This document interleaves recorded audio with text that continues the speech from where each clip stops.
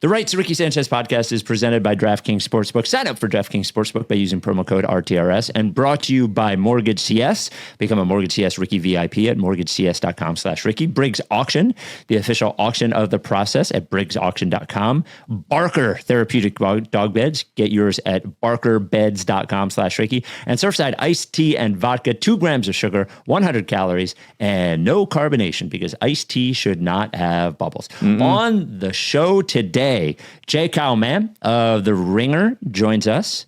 Talk a little draft. Little prospects. Big time. He hosts the draft show over there at The Ringer. Also, the NBA Finals are set. Does it count if TJ wins the NBA championship as a process victory? Oh, yeah. The Knicks fire Tibs. The Jazz hire Austin Ainge. And James Harden has a very special pairing with his wines. I don't know if you've seen this or not, but it's a special pairing, very special pairing. I did mention Surfside iced tea and vodka. Boy, do I love them. I was actually sitting behind a Surfside truck on the way to work yesterday, and I almost wanted to point at the guy driving the truck, and then I was like, he doesn't care. He doesn't know who I am.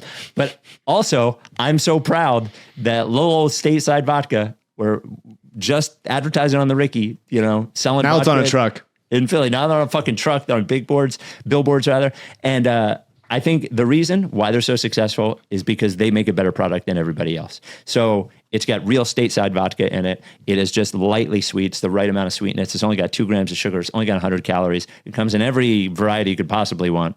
Iced tea and vodka, lemonade and vodka, green tea and vodka, whatever you want. Get it wherever you get your canned cocktails, or go to drinksurfside.com. You got to be 21 to enjoy it. Please drink responsibly. Without any further ado, Amos and the chef.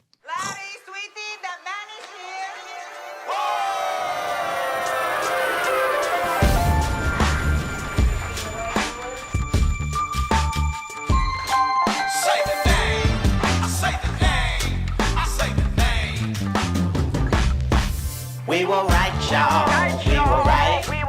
Even when it went wrong, we were right. We was right, y'all. We were right. So say the name. Say the name. We were right, y'all. We were right. Even when it went wrong, we were right. We were right, y'all. We were right. So say the name. Say the name. Say the name.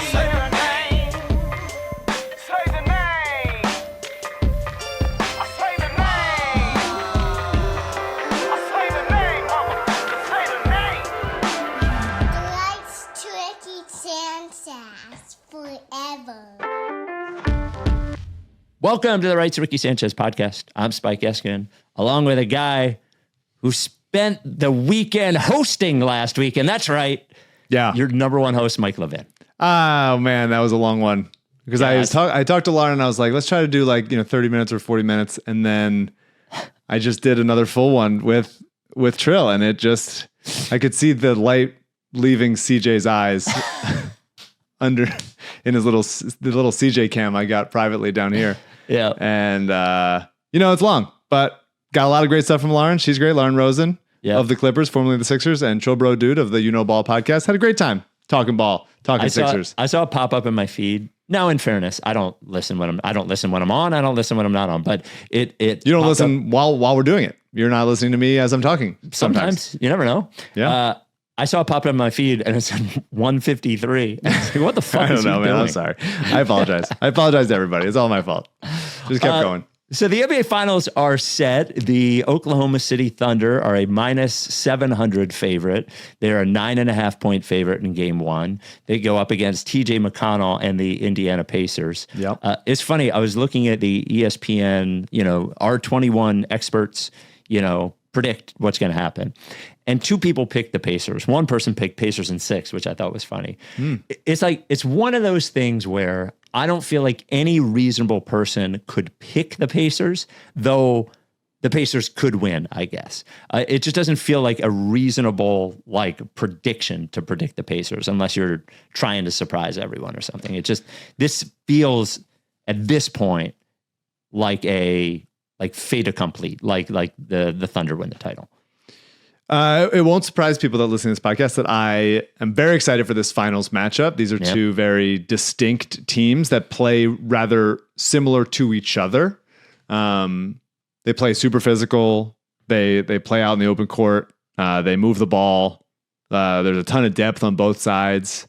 They were built in, unique ways that isn't out of superstars that are drafted both in the late lottery.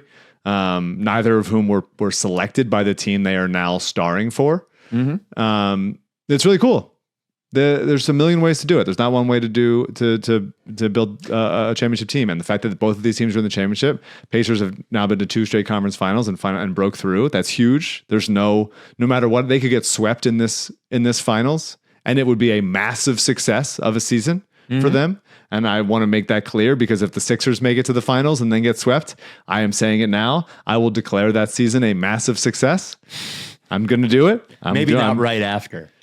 I want to do it right after. Okay. I want you to hold me to account. If it happens, I want to be right after. I want to make me say massive success. CJ. Okay.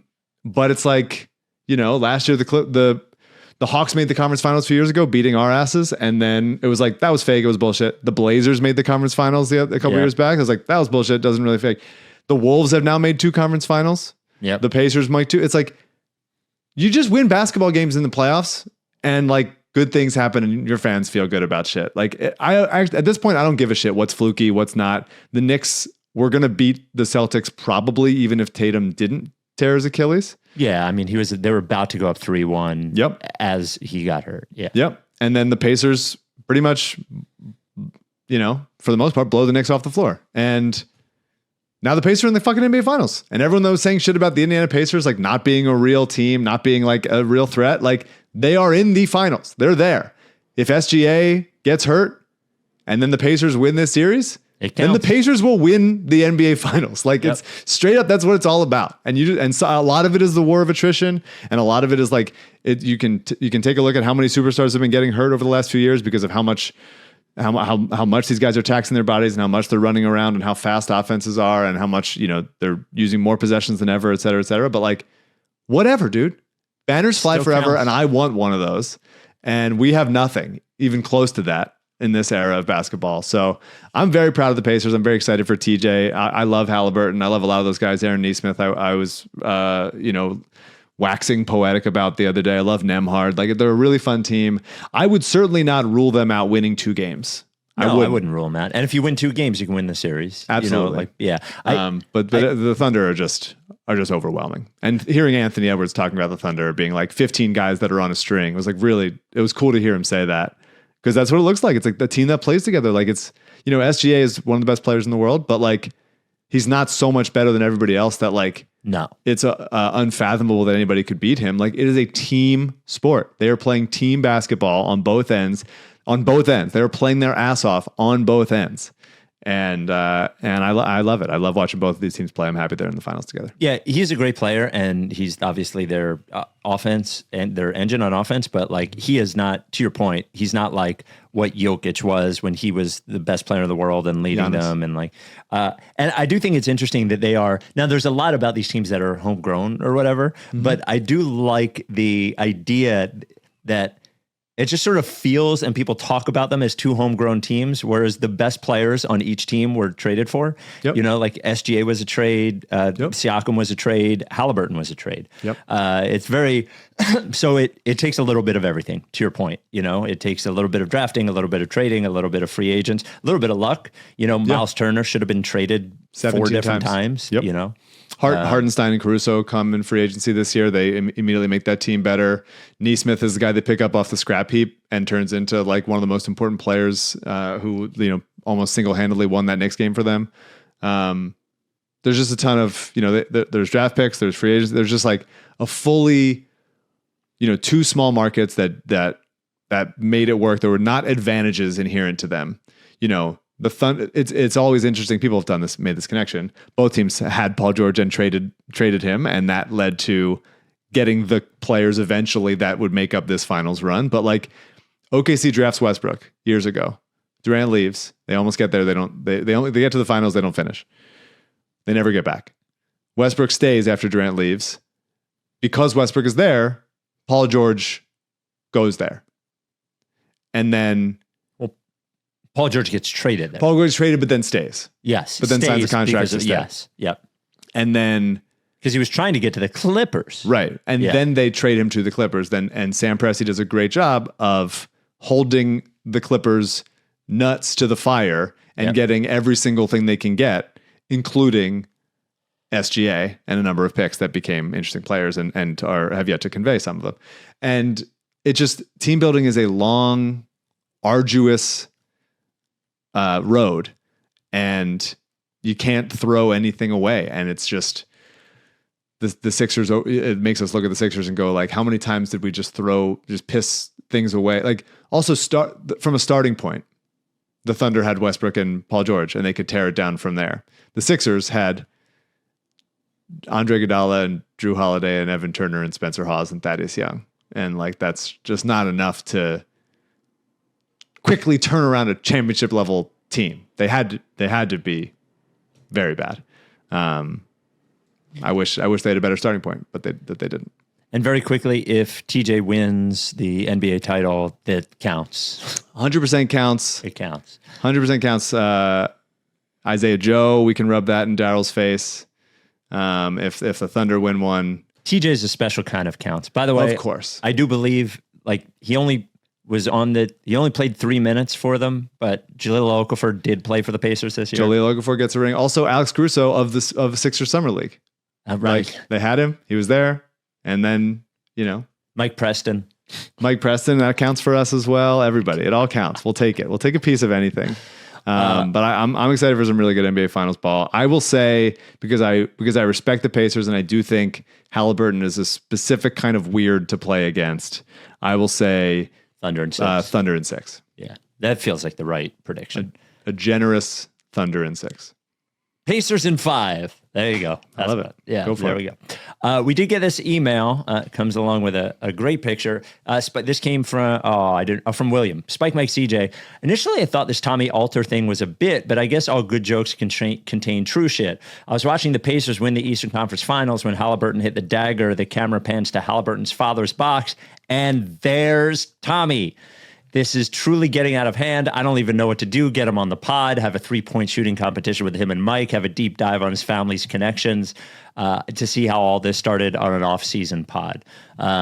Please, anything. Yeah, there it is. And there is Tommy. There he is. There he is. Wearing a nice, subtle jacket. Yeah. Just blending in. Looks like an old school Coogee sweater he's wearing. He's got his hat there. Smiling.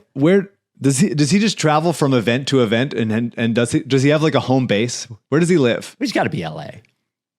I bet he has several homes. I bet he's got a home in every NBA city. Oh, so God. And also anything where there's a big concert venue. I don't understand how he's everywhere. I don't understand how he is constantly. Where does he find the energy? Why does he want to do this? Well, but how does he get?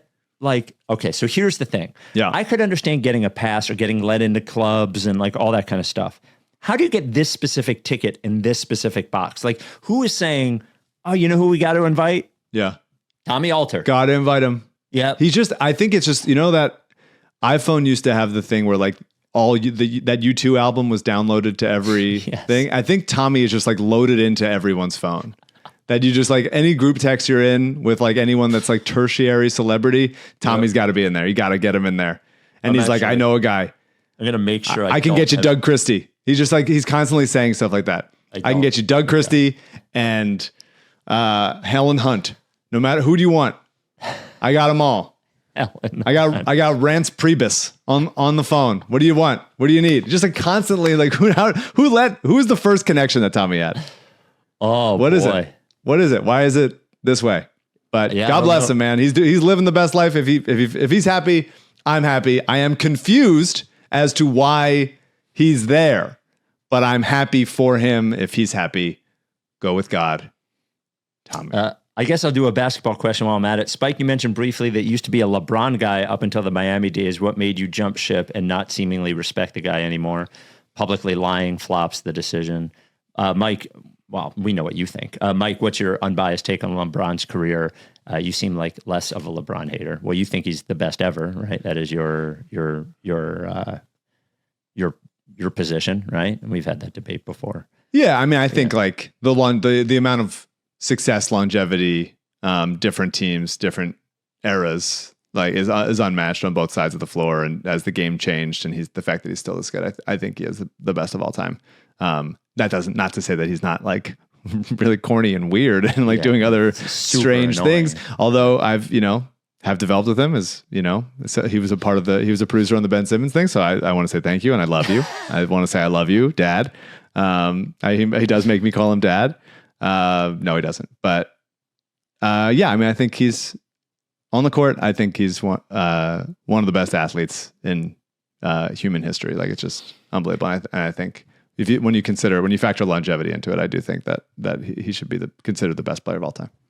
Yeah, I'm a Jordan guy. The reason I turned on him is all the other stuff just became too much for me to handle. Sure. Yeah. Like it was, and for a while before he won a title, it was, you felt like he wasn't an underdog, but at a certain point, like he felt like one. Mm-hmm. And the Miami thing felt very cool as it was happening. Like that arc felt very cool. And then it just felt progressively less and less and less and less and less cool. And I would say that like I would say the reason that I don't think he's the best of all time comes from when I used to cheer for him. And when I used to cheer for LeBron, I was always scared he was going to fuck up rather than like sure he was going to win. I was like, oh, don't fuck this up. Don't fuck this up. Don't fuck this up. And like, I always felt the opposite way when I was watching teams play Michael Jordan. Like I was sure he was going to fucking do something awesome. But when I was cheering for LeBron, I was always scared he was going to fuck something up. But like he's second best or third best or whatever the fuck you want to say. Like, but I think Michael Jordan stands alone. Knicks, Thibodeau. Fire Thibodeau. Seems crazy to me, to be honest. Yeah. Just seems like, people were talking about it and I was like, they just made the first conference finals in 25 years or whatever. And they're going to fire the head coach. Here's my position on that bizarre. Is this team, in my opinion, was not nearly as good during the regular season as I thought they should be. Like, I thought they were going to be a 58-win team. I thought they were going to be fucking awesome. And there was never a time when you watched the Knicks when Jalen Brunson was always impressive and they never always had looked impressive easy for him. Moments. What's that? Never looked easy. It was always a slog. Yeah. And like you always said to yourself, okay, this is not a perfect team, but like they have enough players to look pretty awesome on offense. They never look awesome on offense. Even when they're scoring a lot, they don't look awesome. Yeah. And I think like there's just like they don't have very many cards they can play from a personnel standpoint. This might be the card that they can play. Yeah. So that's why. Even still, I would say like with the East as open as it is next year, to feel like you're having to take a step back and like learn a whole new system. It honestly feels like if McHale was as unhappy as it sort of seemed like he was after the fact, then maybe they were worried about losing him for nothing. Well, remember though, he was the one that complained about them not playing the bench and all that sort of stuff. And like you wonder, I do wonder watching them sometimes. And it was funny because we have Mann coming on. I was looking at the Ringer. The Ringer did their updated like top 100 players or whatever. Yep. And it was Jalen Brunson at 9. Now, the interesting thing about like the top 20 or whatever is how quickly it gets sort of thin after the beginning players, like how it just becomes like a mishmash of who you like. And I go back and forth on Jalen Brunson because I find him to be like terrifying if he's playing your team, but also like is part of the reason their offense always feels like such a slog because he's not a particularly good creator and he takes a long time to do everything. And like, is he like sort of their best thing, but also a limiting factor in how they play? Certainly as like the primary offensive player, which just made me think about it when I saw him at 9. I was like, well, I don't think he's the 9th best player in the NBA. So I don't know. I don't know about the makeup of the team, honestly. Yeah, I'm not sure. I mean, obviously people listening to this podcast will know that like it would drive me absolutely insane if Tibs was the head coach of the Sixers and playing guys 45 minutes a night in fucking January. You'd throw up all over yourself. I would be losing my mind. Nick Nurse does some of that, and it's like, why are you doing that, man? You don't need to. But the fact that Tibs wasn't playing anywhere near into a deep rotation in the regular season, and then like pulls the Landry Shamet, DeLon Wright alarm in the playoffs, and it like kind of worked. And you go, why wasn't this happening before? Like, why do you need to tax everybody's body so much? I think there's some value in saying, oh, those guys are prepared to play big minutes in the playoffs, but also, bro, like you don't need to grind on them. It's everything is on a fucking millimeter of a margin. You want to have your players be a little bit fresher than the other team. And he just consistently was like, I will grind these guys into dust. And he got fired, at least partially because of it. McHale certainly didn't like it. Well, also offensively, this is not like the first time he's at a team where the lead guard just fucking does everything all the time. Yeah. So, I think he and Jalen Brunson are actually similar in that I think there's a possibility that they are the reason that their team is really good, but also might be a reason that their team is not excellent. Yeah. Does that make sense? Yeah. The Rights Ricky Sanchez podcast is brought to you by Mortgage CS. Mike, I thought for Mortgage CS this time, I would just share a couple of emails we got about Mortgage CS. Just like that. Yep. Instead of me saying my experience with Mortgage CS, which was excellent, this one comes from Dave. Mortgage CS is the real deal. I've talked with them for years before they sponsored the pod without pulling the trigger. Take today. I emailed Ben over the weekend. I got a call with him this morning. He immediately knew they couldn't help with my particular loan assumption situation, but he still walked me through all my options for 20 plus minutes. No agenda, just helpful. They are really the real deal. This one comes from Torrin. I closed on a home about a month ago, and I used Mortgage CS. I can't speak highly enough of how amazing Ben and his entire team was. I was a nervous first-time home buyer, and they answered every question I had, no matter what time of day it was. At one point, I spent 30 minutes discussing locking in rates with Alec while I was in Paris, and he was in Spain.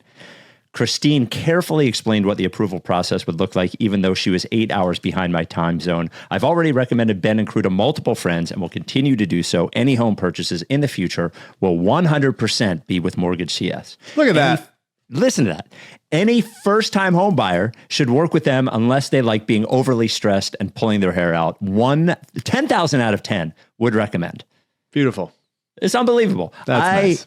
I get a good feeling when we recommend one of our partners to somebody like that, and they say, wow, this is actually great. And that is great. If you're buying a home, if you need to refinance, if you need to consolidate debt, Mortgage CS works for you and you only. Independent mortgage broker. And like Torrin said, available anytime. Call or text Ben anytime.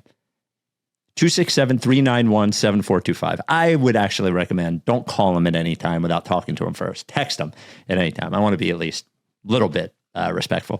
267-391-7425. Ben's the CEO. If you're doing any of those things, if you're buying a home, if you're refinancing, if you're consolidating debt, all those things, they can help you with all of them.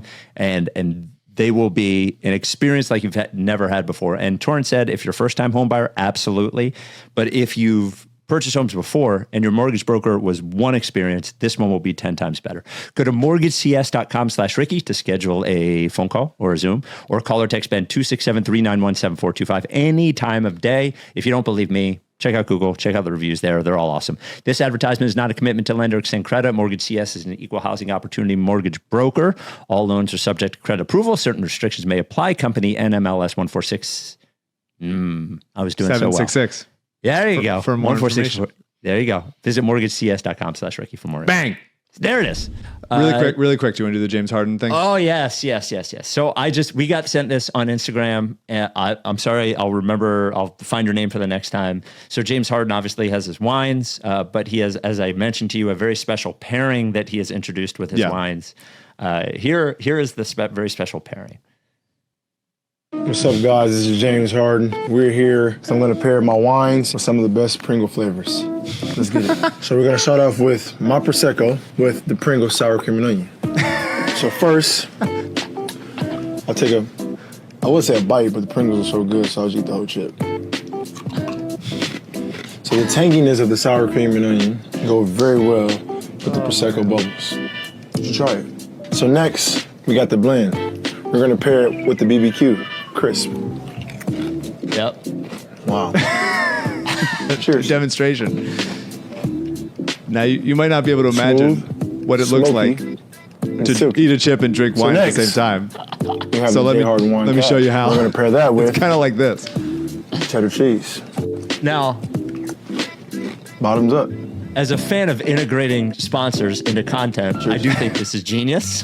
Come on. What's up, guys? Come on. Is there a part of you, I will say this, I was very anti-Harden when he left. I do think he is one of the biggest chokers in terms of like all-time players in history that I've ever seen. I find a part of him to be sort of charming. Sure. Like, this part is kind of funny. He knows this is funny. You must. Yeah, he's certainly not putting his whole body into that. Like he's got to just like, I'm fucking, this is what you tell me to do. I'm doing it. All right, great. But I also don't know like why. Yeah. I mean, everybody was sort of so like drilled into players over the last, 10, 15 years, maybe even less than that, of like, you got to diversify. You got to have your own products. You got to be able to like, you're a brand. And it's like, I don't know. Let's find a Tim Duncan who's just like, I'm not doing that shit. Like, I don't want to do that shit. You have a Nike I guess a shoe is cool, but like, you don't need to have like wine. Other sort of interests just so you can be like the CEO of a company. I don't know, whatever. If it makes him happy, then great. But it's a little embarrassing to watch that. It's like, you're selling Pringles, man. You're one of the best. You're one of the top 75 players of all time. Got you out here selling Pringles. Come on, dude. Come on. Let somebody else sell Pringles. You're taking somebody else's job. Pringles selling job. Let TJ sell Pringles. For sure. Yeah. Joining us now, I don't know if he's a Pringle guy or not, Jay Cowman of the Ringer Draft Show. Hello, sir. Are you a Pringle guy? Do you match your Pringles with specific wines? Or I haven't had Pringles in a while, actually. So I do like them, though. Yeah, sour cream and onion. I could crush some of those. Voodoo chips. I don't know if they have those up your all's way. Voodoo chips are excellent, my friend. Yeah. Yeah. Grippos. Just to name a few, while we're talking chips. You are a Kentucky guy. Sixers have had some positive experiences with Kentucky guys. Obviously, Tyrese Maxey. What is it like for you as a college basketball scout, journalist, reporter, watching like a guy like Maxey succeed in the NBA for the Sixers? Oh man, it's a mixed bag because it opens up when Calipari was here, it opened the door to a lot of the why do these guys keep outperforming their draft spot? Is it because teams are misevaluating them, or is it because Cal used them in odd ways that were really, really frustrating and made you want to pound your face against a wall? I would argue it was the latter. It was routinely frustrating to see a guy like Tyler Hero run like no pick and roll at Kentucky and then go and play for Eric Spoelstra. And he's like, hey, man, you can shoot like 40% for three in the pick and roll. You should probably be doing that. So, seeing these guys succeed, Maxey in particular, I was a big believer in him. I thought that he was going to work for you guys. So I thought he was a nice fit with Embiid, and it turns out he has been. He's been even better. I underestimated him, honestly. So his shooting has come a lot further than I thought it would. Yeah, for sure. Justin Edwards as well, Kentucky guy who is outperformed his draft slot in the fact in that he was not drafted. He was an odd one, man. Some of the stuff I heard from people who followed him going back to the high school days would be like, they had to kind of play him up the positional line just so that he could get matches that he could beat off the dribble because, it's a weird thing where he was strictly a dribble pull up or catch and shoot guy at Kentucky. Like he just could not attack off the bounce. Yeah. I haven't slammed his tape with you guys yet. You didn't watch much Sixers basketball last year? I haven't watched him specifically. What's your fucking problem, man? Come on. to see what's going on with Justin in particular. But that one's been pretty fascinating because I was just like, I just don't. There were times where I wondered if he was an NBA player at all, honestly, when he was at Kentucky. Yeah. He's good. The amazing thing about him is we could almost see it right away. And I think it's because having gone through this, you see this, meaning the last 12 years of Sixers basketball, like there were so many people in and out that they would get into an NBA game and you're like, this person has no idea what they're doing, like early in their career. He was sort of the opposite. in that he seemed to fit in and always not try to do too much, but always be in the right spots. And then when they finally asked him to do more, he actually seemed pretty capable of it. But I thought the most surprising thing to me was how he didn't look like he didn't fit. Like he looked like he fit right away. Because I'm with you at Kentucky. He just didn't. It didn't seem like what's his NBA skill, right? Like he's not that great of a shooter. He's not really athletic. He is like wing shaped. But what really does he do well aside from like punish smaller guys and sort of bullying them to the rim? But he gets to the Sixers and like he's pretty decisive. He hits enough shots. He defends. He plays hard. He kind of knows where to stand. I was impressed by. I liked him as an undrafted free agent because it was like, why not? It had the pedigree. Like, why not give him a shot? But he definitely outperformed where I thought he was going to be. Yeah, I mean, it makes sense to bet on those, that people always say RSCI, which is the needlessly nerdy way to just say good high school player, who, these guys were highly evaluated early on in the process. And you can get those guys on a two-way, of course. Yeah. Makes a lot of sense. And I think Philadelphia, I'm big on what the parameters are like for certain guys really matters a lot when they come into the league. Some guys are context setting players who come in and they are the thing that sets the parameters.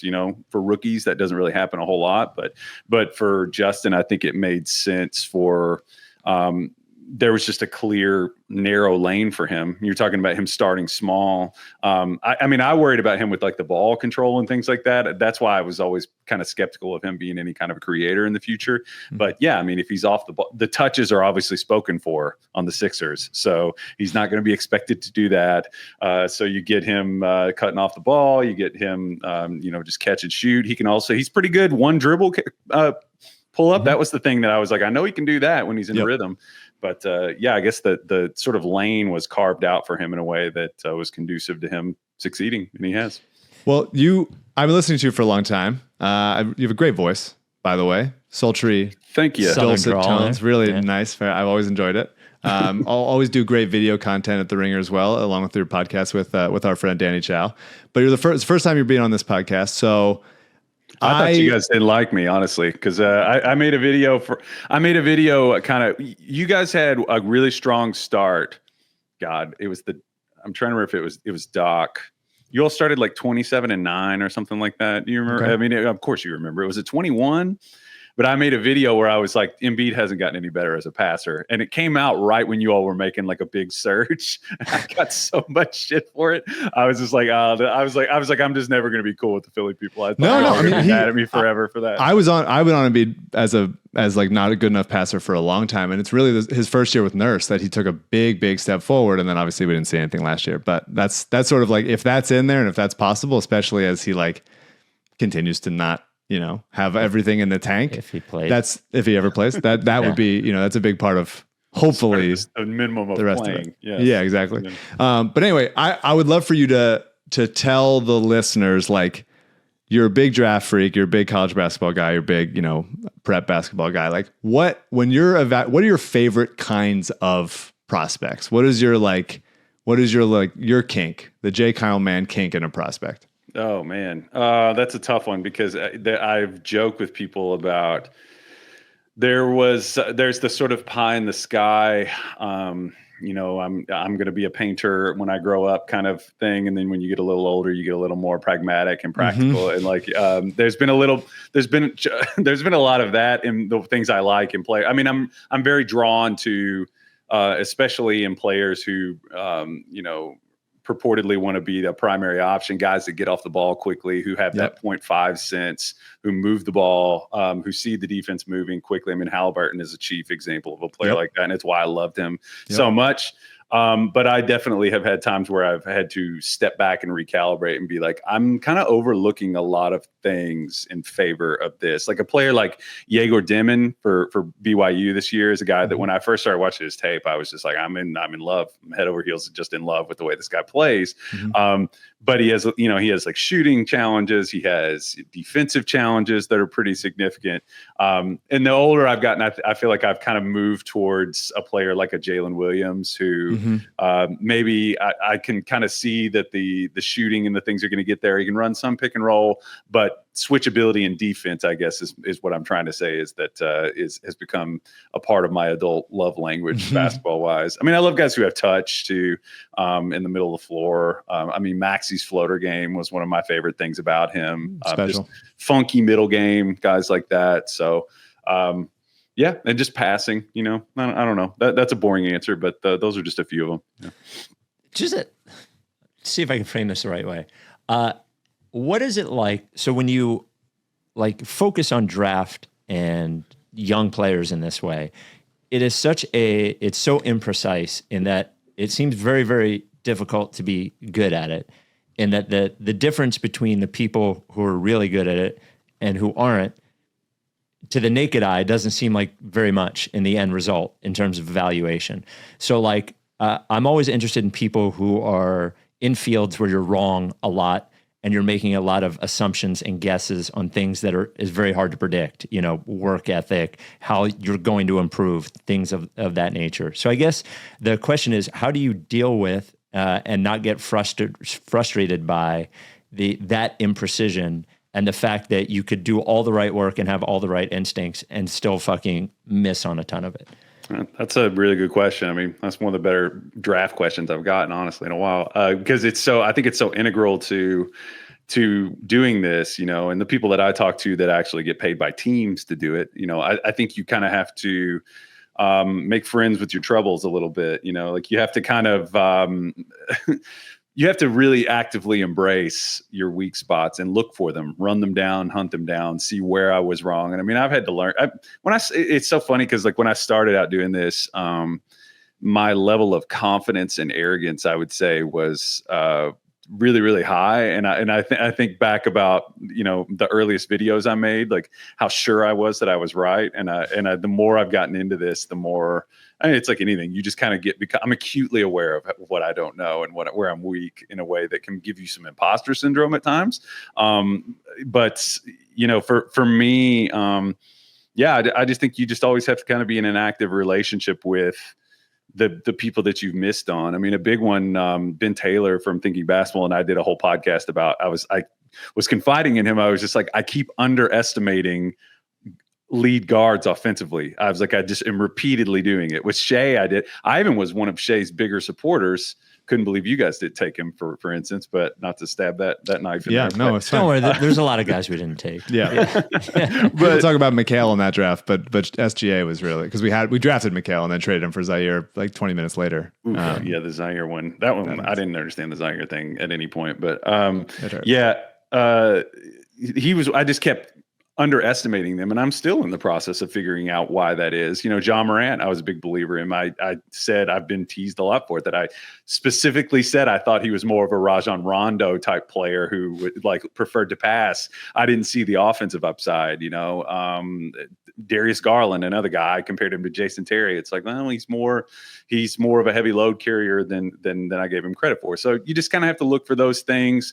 Why am I missing it? And honestly, the most fun part about this job is I just get access to people that I get excited and nerd out that I get to learn from, and those are the things in the off season. I really try to eat my vegetables with coaching podcasts and things like that. That maybe, just try to learn about development and what the patterns are, why they happen, what stats indicate that. So it's a big hurricane where you're wrong, a lot of the time, and you just try to hit just a few more than you get wrong. The Rights to Ricky Sanchez podcast is brought to you by Briggs Auction. I am particularly addicted to Briggs right now since my auction loss weeks ago. A, to find the same thing. B, and then I fucked up 2 weeks ago and was supposed to get this, the Aeron chair, the Herman Miller chair. I forgot about it. Here's the thing. You can get the Briggs Auction app in Google Play or the App Store. There are hundreds of lots every week when the new sales go up. You can, and you can do the proxy bidding or whatever. You bid up one number and it just keeps raising it for you. They have everything from furniture to clothes to jewelry to art. Stools. Fucking stools. It's right there in Delco. What's that? Watch stool. Here is CJ's Briggs auction item of the week. CJ? Good to mention art, good to mention stools. I had them both in my saved list. Wow, there you go. go. For this auction, for this item, I'm going to show the Brazilian acrylic village scene piece of pretty. art. Yeah. Sorry for the audio listeners. I wish you could see it. It's a beautiful piece. Very it is beautiful. Colorful, very Where's Waldo-esque. And Yeah. How big is I'm that sure the puppy? artist would love to hear that. Does it say how big that puppy is? 19 by 15. There you go. So it 19 could, by it- 15. It could fill up some space in the wall of the Yep. house that you just bought with Mortgage CS, and Yep. you got to fill them up somehow. Get some Yep. art. That's nice. Oh, did you have a stool too? Or no? That was for you. The stool's for you. Yeah. I don't want to. You're not show sharing. all my cards. Yeah. It's proprietary information. That's fair. That's fair. Look, Briggs Auction has tons of stuff that you need to have. You didn't know you needed to have it until you saw it on Briggs Auction. They're right there in Delco. If you win a lot, you can pick it up on Saturdays during open pickup, make an appointment during the week, work with them on a shipper. And if you have a bunch of stuff to sell, maybe some stools, maybe watches, maybe painting, send an email to info@briggsauction.com. Briggs Auction, we love them. Briggs Auction, the official auction of the process. So the Sixers have the 3rd overall pick. It will be Daryl Morey's highest pick he's ever made. If he makes it. If he makes it. And it's easy to say, just take the fucking best player available. Just don't think about it. You guys won -5 games last year. Just please, we don't know if Joel's going to live till tomorrow. Just pick the best player you possibly can take. But at 3 in this draft, it is really hard to just answer that with, well, here's the best player available. It's this guy. How do you think about that? And I guess who would you say if you're saying best player available, what you probably mean is most likely to become a star. So who in this draft would you say has the highest star potential outside of 1 and 2? Well, I mean, if you're gonna, it's interesting because every year we do this because we go into it assuming that we know what these guys are when we put them in tiers, and repeatedly guys outperform their tiers. I mean, you have to if you're talking about a star, you're looking for I think it's implied that person is going to be a creator. And then that at some point, that it's not rocket science on that level and then you look for the guys who fit that bill beyond Cooper Flagg and Dylan Harper, who I think they're pretty safe. They're not volatile kind of propositions. Yep. You start talking about the guys who could maybe, if he took a handling leap, VJ Edgecombe, I think could get there. I kind of have him more in the Derek White-ish kind of category for me, which is a valuable player, winning player. And then you kind of start seeing guys, Kasparas Jakučionis is further down the list. It's a guy who, for Illinois, the Lithuanian guy, 6'5", he can run a lot of pick and roll. He's a great decision maker, but I don't know about his consistency as a scorer and a finisher. I think he's going to get picked on, defensively. I actually think Con Knipple is a little underrated with his on-ball upside. I've said that. I've had people push back on me with that one. I think the main reason that I feel that way is I think that he could become – people keep criticizing him because he doesn't fit the archetype of the guy who can just rocket off of a pin down and, play at a higher pace. But I think he has the opposite thing going on for him where, I'm sure you've seen him. He's an odd player in that he's a movement shooter and he's built like a Mack truck. He's just a big dude, big sturdy dude.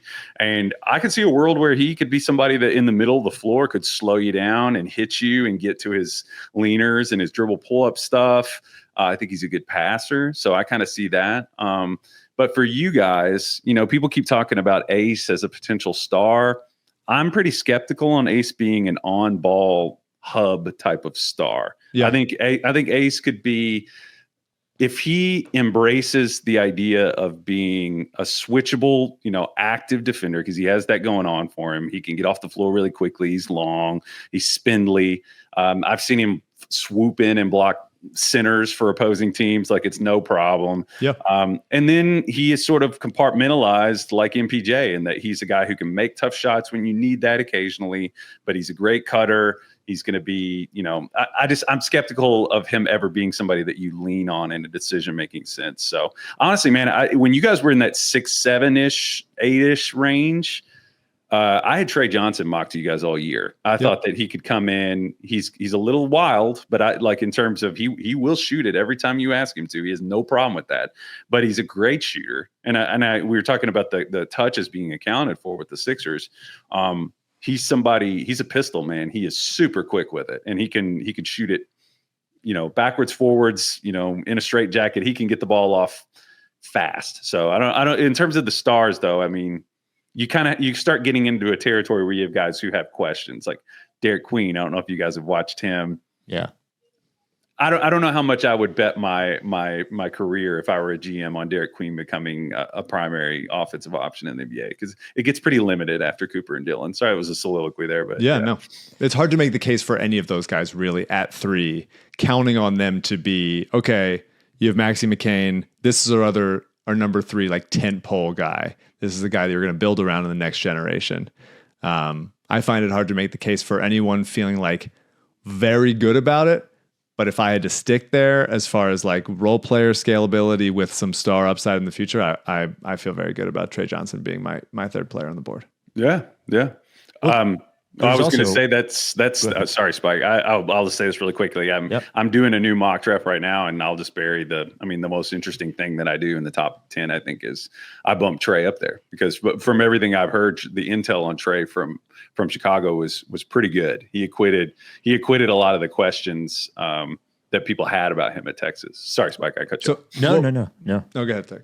Well, there's the become a star, but then there's the become, like, figure out a way to be productive enough to be on the court for potentially a Sixers team that is good next year.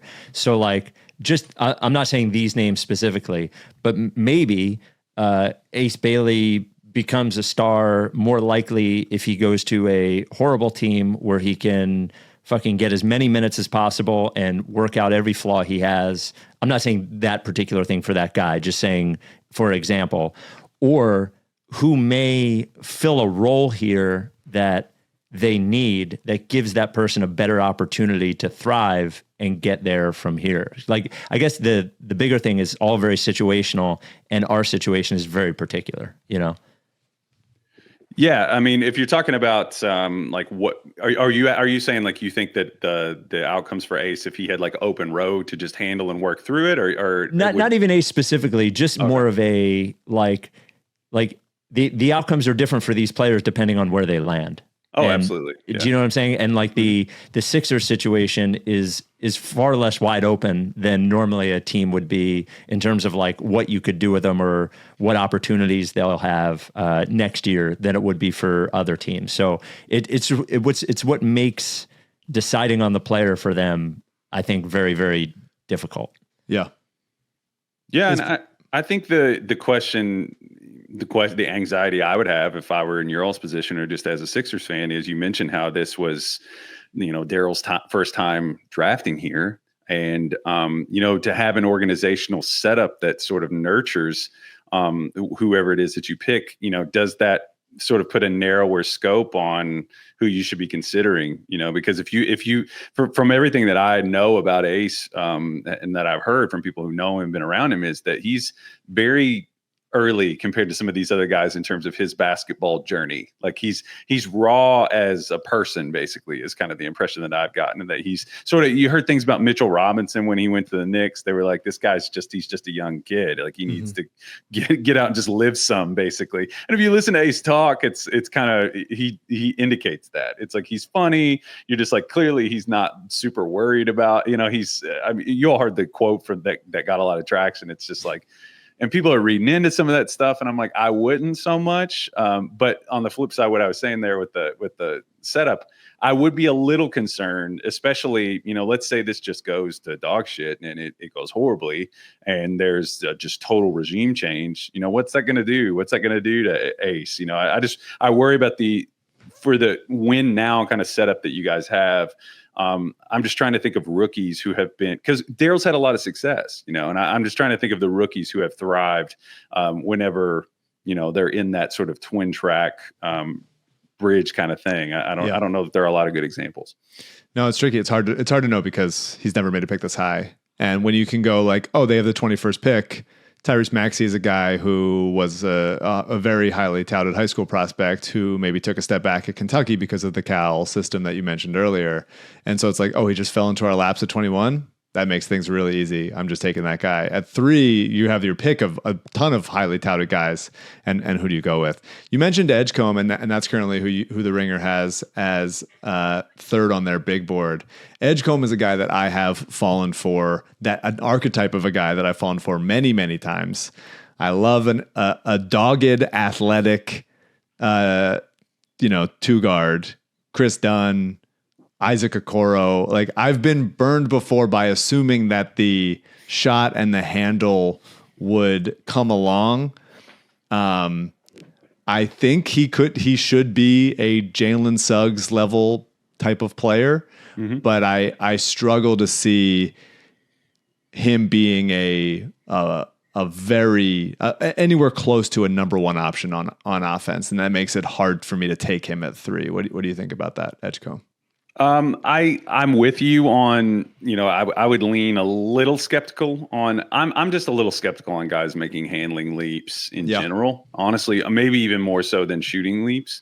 Because, it's one of the things I say this all the time, but I just think that, handling is just sort of the crux of so many different, it's the intersection of so many developmental roads where, if a guy doesn't quite get there, if you can't dribble the ball with your subconscious in a way that's really effective, that eats up your ability to make good decisions. And I think that's what prevents guys from getting there. And I'm kind of with you on VJ on that in that sense. But the good thing is, another comparison I was just thinking of, he's a little smaller, but like a Cason Wallace is somebody who, if he's in a contained role, there were people who kind of criticized him on the basis of, I wish he was a little bit better pull-up shooter. I wish he got to the rim a little more. Sure. I wish he'd been a little bit more productive. But if you took VJ, he's not going to be a Band-Aid that's just going to fix your problems. But he is a winning type person and a winning type player. You're going to have to stack a few of those guys. You guys already have a couple of them. I don't know about the size kind of thing, the distance between that. But I'm with you more on, I expect him to be sort of a little bit more of a limited role player than that crazy on-ball upside.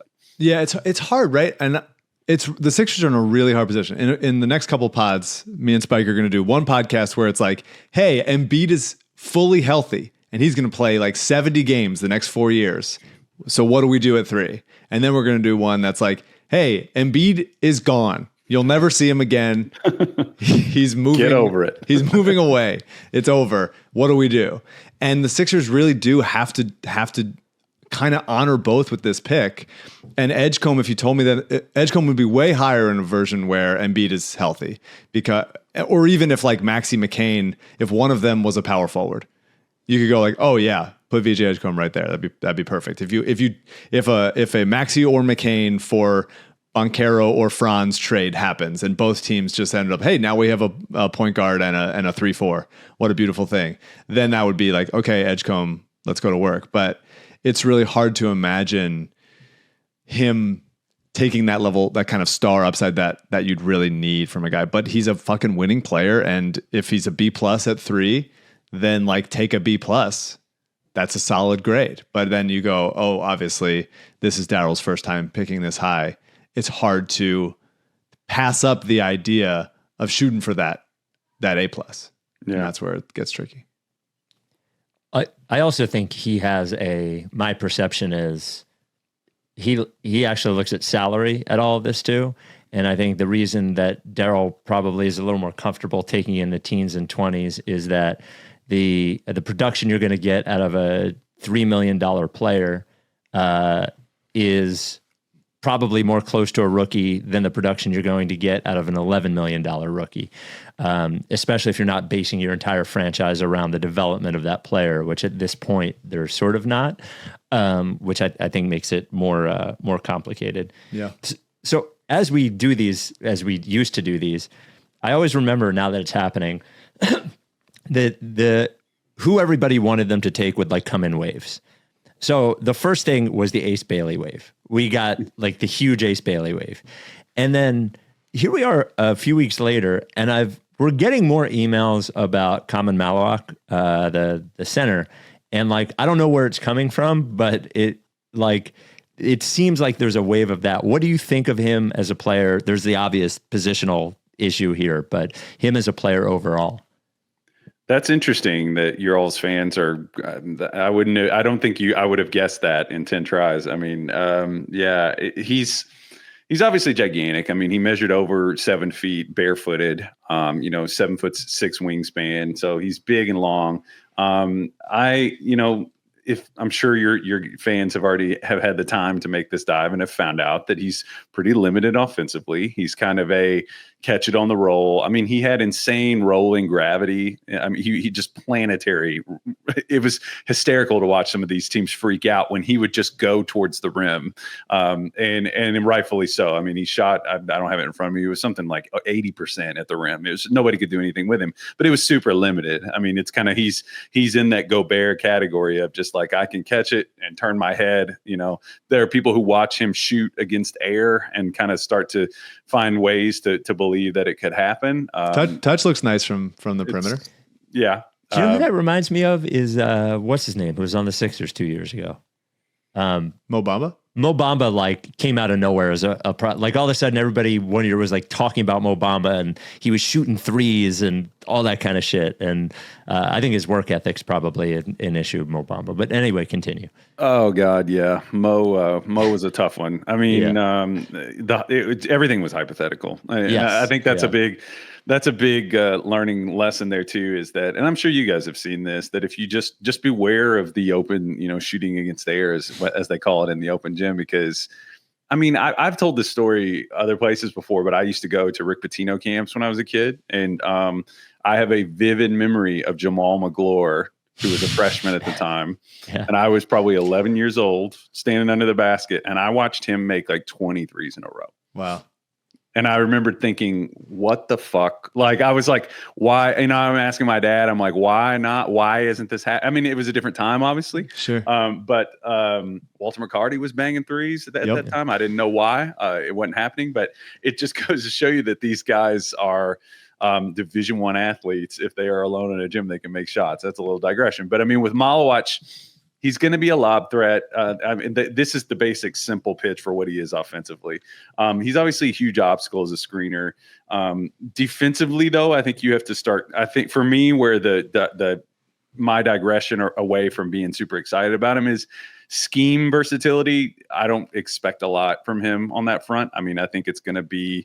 There's some people who think that he's going to be out there switching. I'm not so confident about that. Like in terms of his ability to change direction quickly and tightly. You get him moving around and he can the suspension starts to look a little loose. And you compare that with a guy, I mean, you have to use the playoffs as sort of a lens to push everything through. And you think about, people have argued, ad nauseum about Rudy Gobert, his ability to stay on the floor. I don't think that he's as tight or kinetic a mover as a Gobert. So, I mean, I think what you're looking at is a guy who's probably going to play exclusively drop, really, really offensively limited and narrow. I would be a little bit worried about the risk of taking him at 3 personally. So that's kind of where I am. I'm probably closer to 10, 11, 12 with Malawak at this point. The Rights to Ricky Sanchez podcast is brought to you by Barker Therapeutic Dog Beds. I don't know. I'm having trouble. Look, I approve of the switch from Big Barker to Barker. Yeah. I'm having trouble saying it, if I'm being honest. I've said Big Barker for years now. Yeah. Years. Yeah, it's a little hard. Yeah. Bob Barker. No, that'd be a different kind of bed. Yeah. I think. Yeah. Barker dog beds are Rebel, my dog, sleeps on a Barker dog bed. Scotchy sleeps on a Barker. And the difference between Barker dog beds and any other dog bed you look at is that it is a real bed that keeps your dog healthier. How, may you ask? Well, if you don't want to listen to me, just go to barkerbeds.com/Ricky. You can learn all about it. When you get your bed there, you get your process pup patches. You send us a picture, put them on Instagram, brand them a processed pup, not literally, but figuratively. But I will tell you now, the way that it keeps your dog healthier is by supporting your dog's joints as your dog sleeps. Dogs are just like people. The older they get, well, in some ways. In so many ways, dude. In a ridiculous amount of ways. Yeah. You, as you get older, you develop arthritis, your joints get creakier, so on and so forth. And sleeping on a proper mattress can be the difference between feeling good and not feeling good. Amen. Same thing for dogs. And they sleep a lot more than we do. They're on that bed a lot of times. Up to 80% of dogs over 50 pounds develop arthritis as they age. So if your dog is young... You know who's over 50 pounds? Me? Well, Bob Barker, when he was alive. When he was alive, he was over 50. And how old did he live to? 99 years old. 90s. 99. That's a good, I would say, good endorsement. A good vote of confidence in Barker Dog Beds. Absolutely. Now, they took the big out of it just to stress to you that your dog doesn't need to be big to sleep on a big bark or on a size agnostic. Yeah, any size. Agnostic. They have the junior. Name a size. 12 pounds. That's good. We got that. Yep. 128 pounds. We got that as well. Yep. There's the Barker Jr. all the way up to the XL, come in all different colors, all different configurations, and it keeps your dog healthier and happier. I don't know if you saw Rebel at Live Ricky. Rebel was 11, was running around like he's like 3. A lot of juice. Part of that is sleeping on the Barker. Again, barkerbeds.com/Ricky. There is a 10-year warranty. The foam won't flatten or they replace it for free. It's made 100% here in the USA. Barker Dog Beds. Woof. Because you mentioned the humility of like being wrong and not knowing what you don't know. And so that to me manifests in a place of like really wanting to trade down. If there was somebody at 3 that I was like, this is the guy, I would feel like you cannot pass up a chance to take this guy. I don't think that guy exists at 3. I think after 1 and 2, the tier is about 8 to 10 players deep. A guy, we've talked about a bunch of trade down candidates. Derek Queen, we've talked about Colin Murray Boyle's the guy I love and think would be like a perfect kind of fit. Just place him right at the 4 of this team right now, defensively, passing. I love that he tested higher athletically at the combine than maybe people expected. But a guy we haven't talked about, who I watched a ton of this year, that you guys have higher than anybody else I've seen, is Arizona freshman Carter Bryant. Talk to me about Carter Bryant and why you like him so much more than consensus. Yeah, I mean, I'm trying to remember when. He's at 7 right now for you guys on the big board. Yeah, I think we were early on that. On moving him early. My writing partner's an Arizona basketball guy, so he was like, I think he might come back. I'm like, Ringer has him at like 11, and he was like, fuck. Yeah, I had some people who were DMing me being like, please don't. Yeah, I mean that's. I love when people think you have that kind of power. I mean, yeah. I just think. It's not that difficult an exercise, I think, to do what we were just saying about Mile Watch, but to see you need a lot of play. Carter is a twitchy athlete. He's long. He has that twitchy power to his athleticism. He gets off the ground quickly. He's lean, strong. He moves really well. I think he's going to be able to guard at least 2 through 4. I mean, 4s maybe in some situations could get him, but I think he's going to be a very strong switchable defender. And then I think he's is a low expectation offensive player, and then you just kind of hope that things develop from there. He showed that he was a solid catch and shoot player at Arizona. And then the other thing too, man, is I'm big on this. I like listening to what guys say. The game is more intellectually demanding than it's ever been. And I think if you are somebody that comes in, and I don't think it's ever been easy for guys who sort of don't think the game. The smartest players ever are all intelligent, I think, in some capacity. But I listen to guys if I think that they are curious, if I think that they are motivated to work, I feel that gives them a little bump in my mind. And I think Bryant fits that bill. I think he's going to be a role player for 10, 15 years. Yeah. So because you brought up the how guys talk, which is, I try not to watch it because it actually can sway me a lot. Cedric Coward seems like a really smart, thoughtful guy. Okay, Spike. What? I'm proud of you for bringing up Cedric Coward on the podcast. Yeah. I told you I've done too much research this year. This is exciting. This is exciting for me.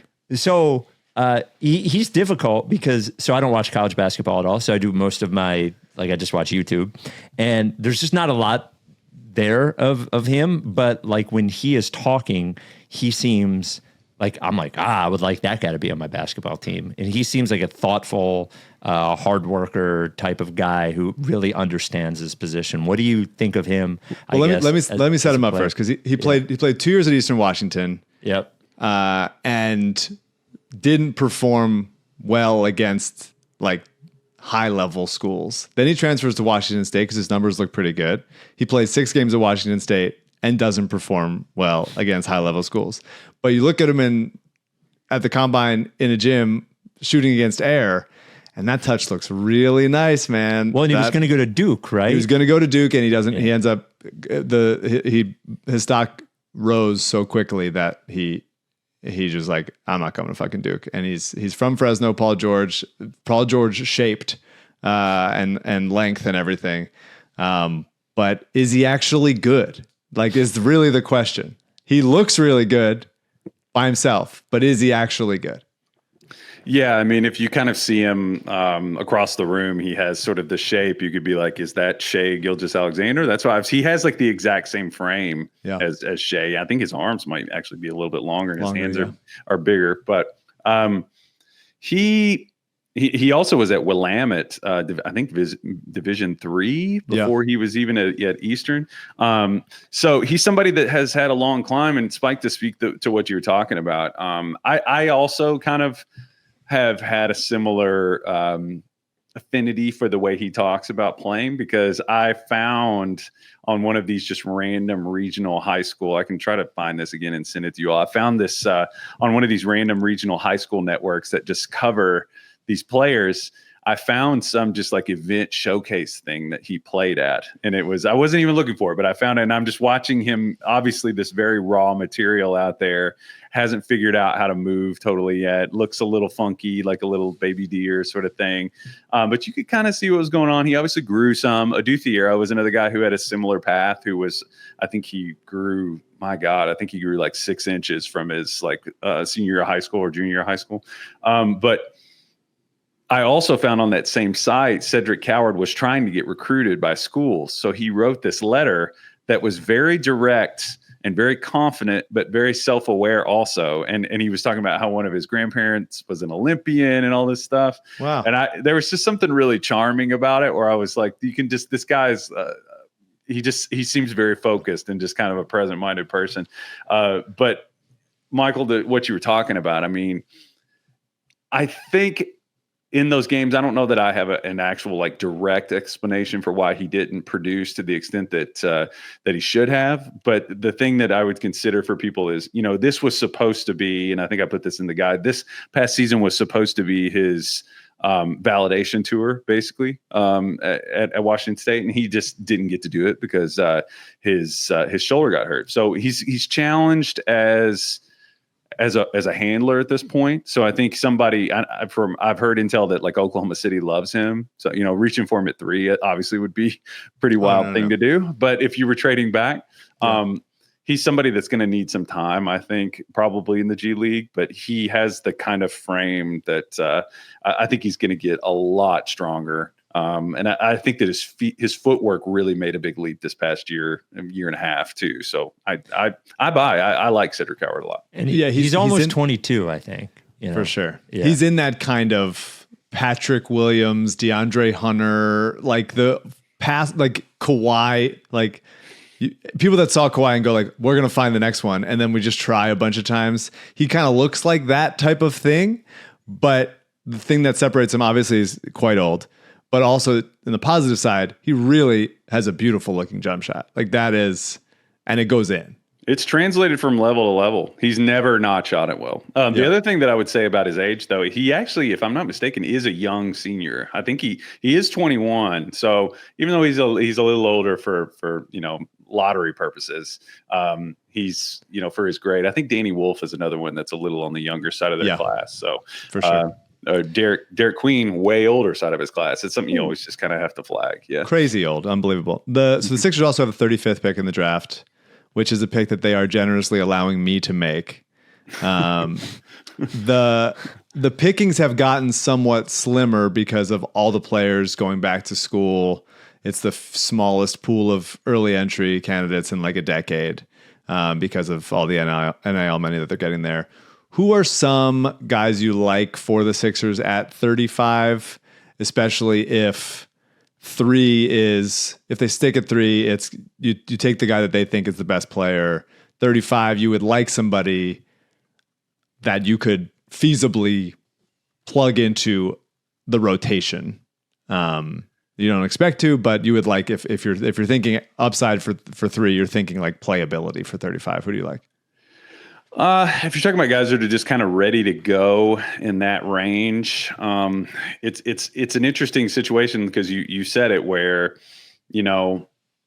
there are guys who would normally be solid 2-way contract type players who might just get a chance to get drafted in this draft, which is crazy. Yeah. I can't tell you how many reports and illustrations that my poor wife did that we just had to throw away because your wife does those? Oh my God. Yeah. That's so nice. Bless her heart. Cause I actually kind of had to hold off telling her about like Todd Pettiford and some of them because I knew she was going to kill me.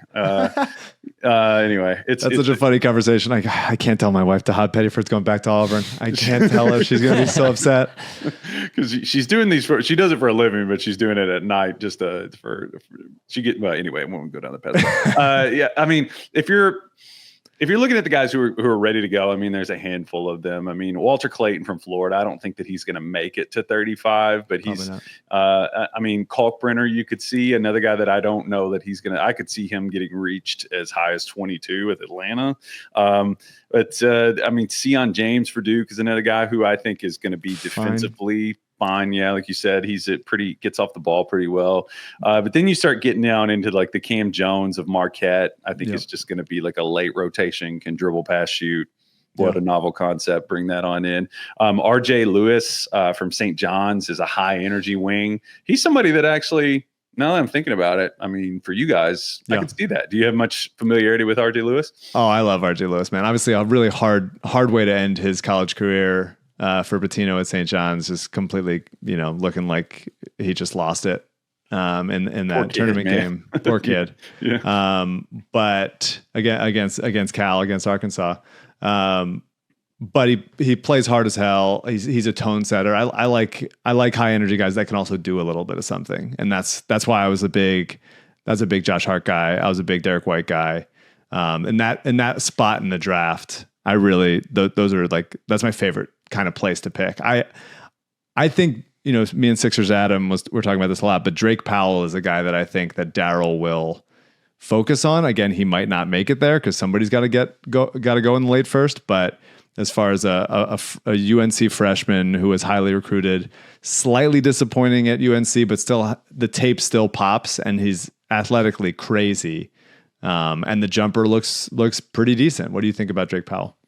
Yeah, I mean, if you guys were going to move and nab somebody, Powell is somebody that, I don't think I'd reach for, near the lottery, but he is somebody that has won a lot of people over. And I think one of the big reasons I always have this like bucket of players who I just call weird year freshmen where, Zaire Williams was one of the like famous ones of just like, it was the COVID guys were just, it compounded. It was for sure. I mean, that's why Maxey got to 21.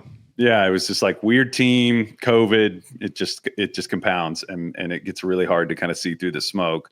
I think VJ had some of this going on too, where it's kind of a template that can happen in college where your primary option is somebody who sticks on the ball a little bit, isn't super efficient, doesn't really make everybody else better on the team, and then is defensively a little weak.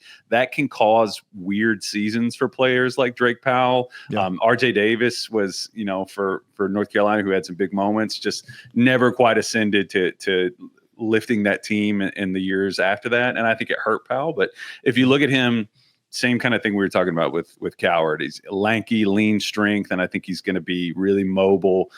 He's very disruptive off the ball, can make out of area plays. And then he proved he was a solid catch and shoot player. I think that's something that you always need that. You never have enough of those in the league. So yeah, I like Drake Powell.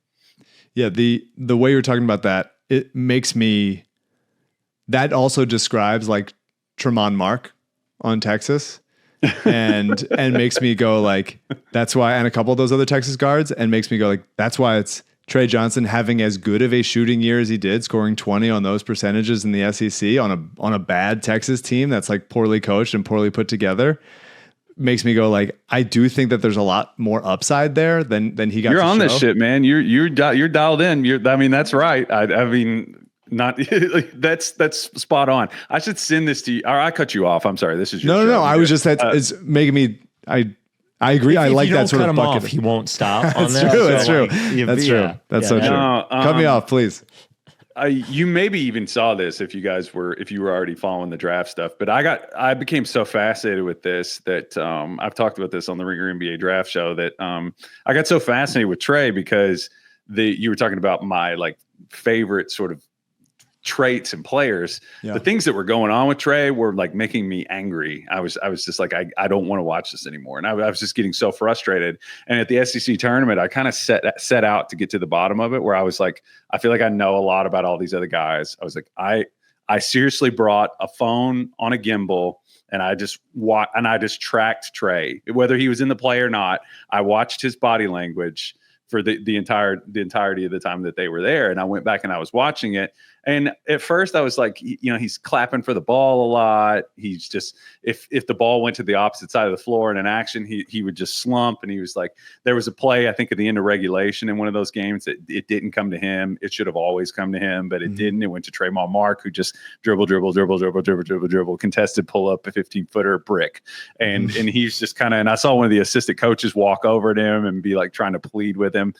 Clearly that team was messed up. Clearly, and then you'd see an action where Trey would come off of a couple of screens and bang a three, and you'd be like, why aren't they using him? Even if he's not shooting it, why aren't they using him in that capacity? So I'm with you. And that's kind of one of the big reasons that I've come around on Trey too, especially when I heard people say that he talked about it in a mature way. So yeah, those you got to consider those things and read between the lines.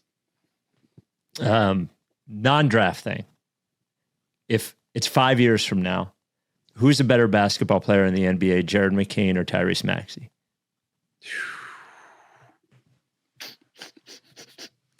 I mean, you're asking me to be... It's possible that McCain's a better player. I'll say that. Were you a McCain guy coming out? Yeah, of course. I mean, you're talking about listening to guys talk and the way they worked. I mean, people would just fucking rave about him as a worker. Like, and just, you don't want to be too caveman about this, but good vibes go a long way. I mean, the people, I spoke to a college class recently where they were asking me questions about, work environment, stuff like that. It was just like, if your attitude sucks, man, it gets around. Yeah. People know, like, when people get together at industry events, it's just like people. And I think that like McCain, it's encouraging them just to be good teammates, basically, and be positive. Don't have a bad day, basically. And McCain, purely on that side, he's set. And you heard people say that stuff about him, and it was true. It can range into corniness. People criticize, Karl Anthony Towns for that, and there's just like, this dude, come on, man, are you for real with this? With McCain, it seems absolutely real. But if you're talking about what he could become, man, I mean, if he makes like a passing leap. Yeah, dude. I mean, that's the one thing. I don't know where you guys are with Maxey in terms of how he's grown on that front. That was kind of the question for him coming in, but he's, his shooting upside's better than Tyrese, I think. So yeah. I mean, how do you feel about it? I mean, you quiz me, I'll flip it back.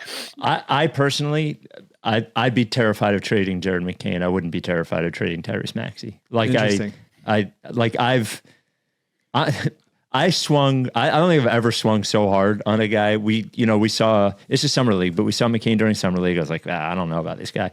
Saw him during preseason. I was like, I don't think this guy's any good. But the players, I remember Embiid even saying that like McCain was the best guy in practice.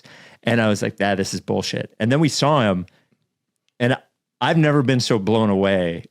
Like it was the last guy I was so blown away by the first time I saw him like get minutes was Embiid.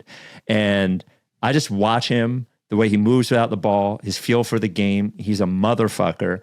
Like he doesn't seem afraid about anything. It was actually when they moved him off ball, when some of the guys came back, that he seemed a little lost. He can play that way, but like I was surprised how much he wanted the ball. I would be terrified of trading him. I would bet on Jared McCain. I agree with that. Yeah, like I think there's a chance Jared McCain could be a top 12 or 15 player in the NBA. Woo. I think I think there's a better chance he could be than Maxey could be. Interesting. I mean, it's tough because McCain had a really good month and a half, but it was that much. But it was shocking. It was a shocking month. It was very shocking. Also, they were still losing games, so it was hard to really lock in for it. But it was a nice time. If you could pick, so Maxey McCain, obviously, they have complementary skills in some ways, and obviously like leave you wanting in some size, physicality, defensively, length, all that stuff.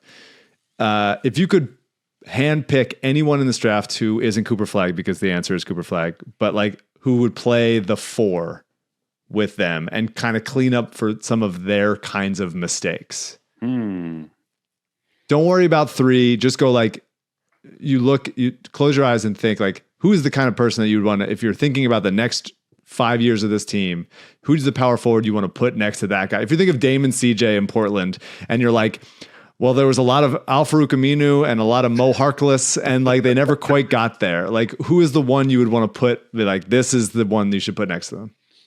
I already knew my answers. I mean, from the beginning, Thomas Sorber is somebody that I really like. Let's talk about it. I like him too. Let's talk about him. Georgetown. I don't know. Sometimes you just think about, I just think about offensive pieces, and I'm like, sometimes you have to, you know, and I think that Dame and CJ example is a good one of they are tilted this direction scoring, and you need to put a connecting, you know, I'm envisioning just like pieces of pipe. You just need a joint piece of pipe between them, a fulcrum, if you will, as people say. And I mean, Sorber is a guy who can play above his position. I think he has an absurd wingspan, a 7'6" wingspan at 6'10". He's going to be able to. He's built really solidly. There's some testing data. P3 did some testing data. I haven't seen it or heard anything about it yet. But watching, he moves really well for his size. But he can pass the ball. He's a right play machine. He's a very bright kid. He's somebody that I would love to pair him with those two personalities just on that front. But I think that in the basketball sense, I would feel very good about putting Thomas Sorber with those two guys. You have Sorber at 16 on the big board. Is that like I want to rank this guy higher, but I can't ranking? Or is that really where you think that he should be? Because Danny Wolf is higher than him. Nick Clifford, who I also love and wish he was available at 35, and Cedric Howard, who we already talked about, is higher than him. Why is he? If you believe in him as much as he is, why is he at 16? Sorber has been as high as 11 on our board, I think. The ebb and flow could, I mean, that happens over the course. Sometimes I'll move guys around and you'll just naturally, it's not that you directly dragged them to the spot. They just kind of get the pressurization of that just pushes them. I think he's probably a case of that.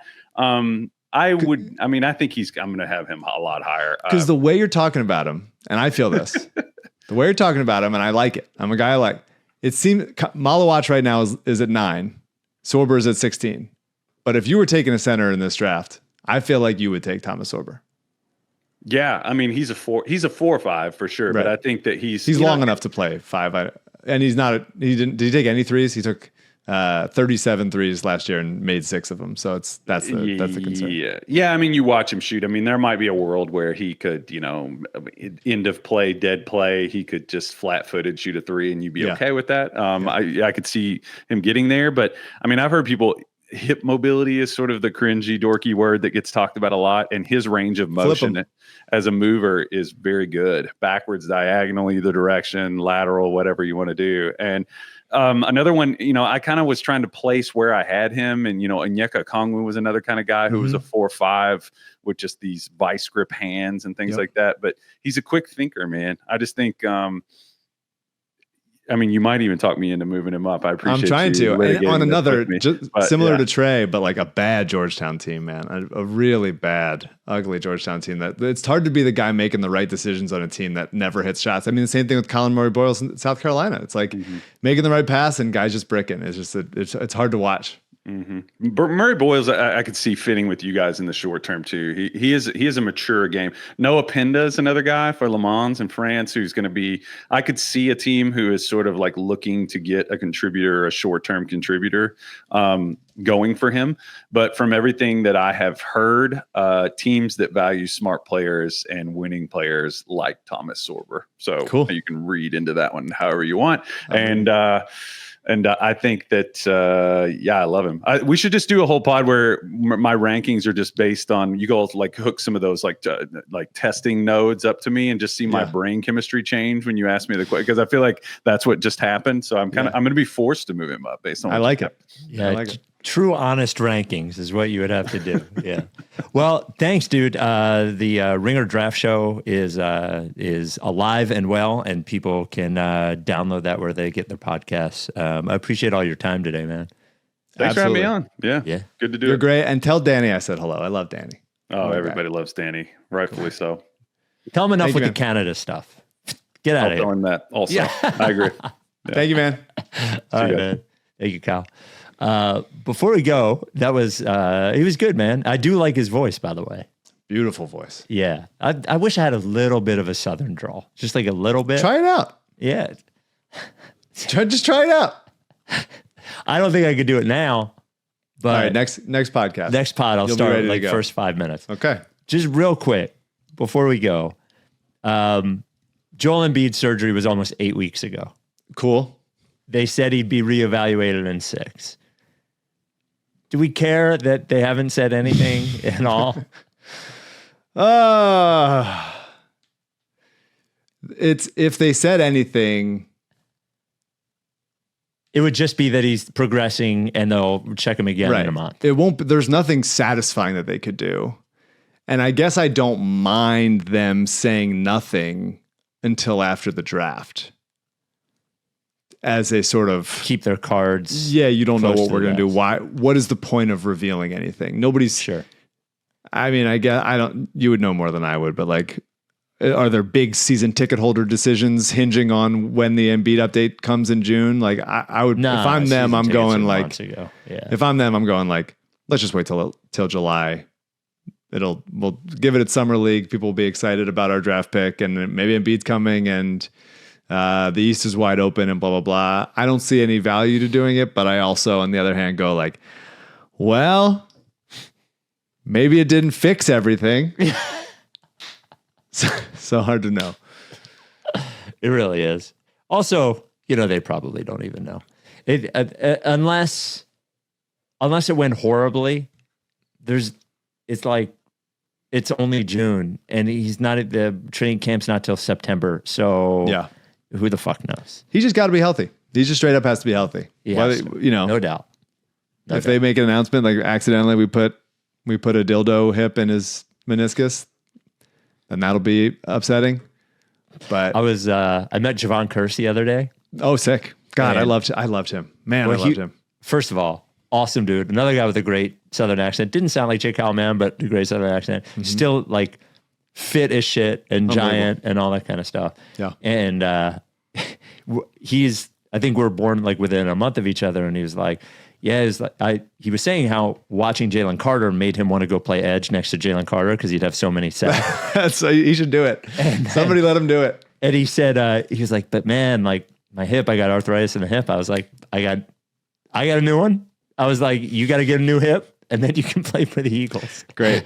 So great. All right, we will talk. Thank you again to J. Kyle Mann, the Ringer Draft Show. You can go listen to and watch, and we will talk to you next time. Are you done with TTP? Yeah, click this. If you don't fuck with me, then I won't fuck with you. If you don't fuck with me, then I won't fuck with you. But if you fuck with me, I'm gonna fucking kill you! Time for plan B.